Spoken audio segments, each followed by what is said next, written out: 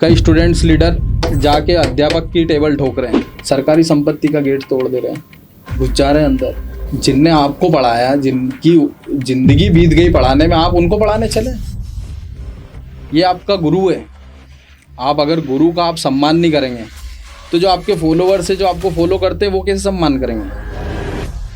आजकल के youth politics और एक्टिविज्म से दूर हैं या कंफ्यूज्ड हैं? मेरा ये मानना है कि आप भेड़ चाल ना चलें।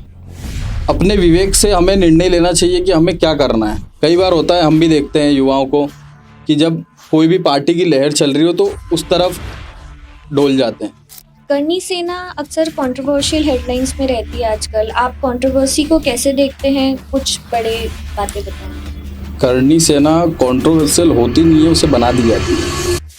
हमारी मांगे मनवाने के लिए हमें आंदोलन करना पड़ता है। तो ज़्यादा अभी जो रिसेंट में हरियाणा का केस निकला है, उसमें तो लड़की ने पूरे ही कपड़े पहने थे, फिर भी उसके साथ हादसा हो गया। इसमें सिर्फ लड़कियों की गलती ना बताऊंगा मैं, इसमें पुरुषों की भी गलती होती है। वही फिर बात है जो मैंने आपसे अभी बोली। ये बात संस्कार की और संस्कृति की होती है। आपको अपने बच्चों को एक बचपन से लिमिटेशंस बताने पड़ेंगे कि आपको किस तरीके से किससे क्या व्यवहार रखना है। अब जैसे अनिरुद्धाचार्य जी महाराज हैं, कोई भी गुरु का काम होता है आपको उद्देश्य देना, आपको अच्छी शिक्षा देना। जैसे हमारे प्रेमानंद जी महाराज के लिए भी कुछ लोग अभी टिप्पणी कर रहे थे। ऐसे संतों के लिए टिप्पणी करना तो मेरे हिसाब से एक बहुत बड़ा पाप ही हो जाता है। मुझे इनको अगर सज़ा देने का मौका मिले तो मैं इनको बीच चौक में उल्टा लटका दूं। अभी मेडिकेट यूनिवर्सिटी में एक हादसा हुआ है बस का, उस पर करनी सेना क्या विचार रखती है?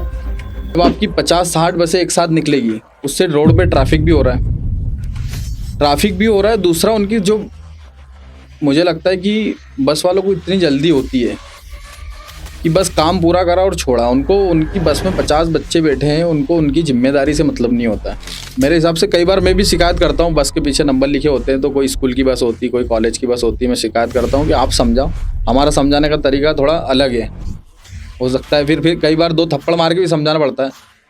हुआ भी है ऐसा, 1-2 बार मैंने मारा भी लोगों को। फिर उसमें छुपाने वाली कोई बात नहीं। जब कोई नहीं समझता है तो उसको ऐसे ही समझाया। आखिरी मुझे लगता है कि उग्र होना अंत होता है।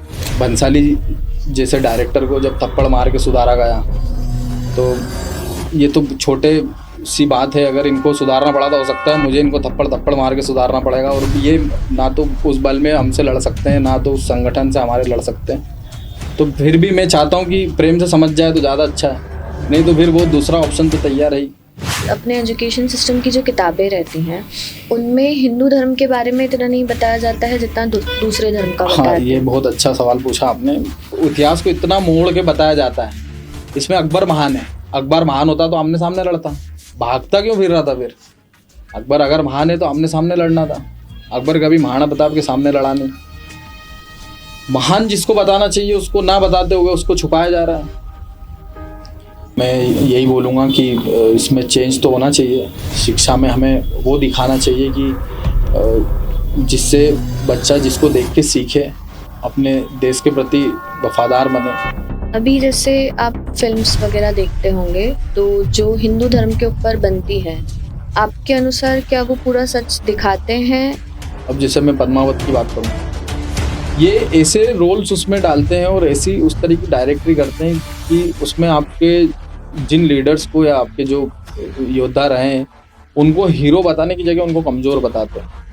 और इन्हीं चीज़ों का विरोध करती है करनी से। ये पद्मावत मूवी के कारण ही बंसाली जी में थप्पड़ दिया गया था। हिंदुस्तान एक बहुत ही सुंदर, सुशील और सभ्य देश रहा है, पर जो आज की युवा पीढ़ी जिस तरीके से बिगड़ रही है, तो ये हमारी संस्कृति को ना सिर्फ बिगाड़ रही है बल्कि ये खुद को कमज़ोर भी कर रही है।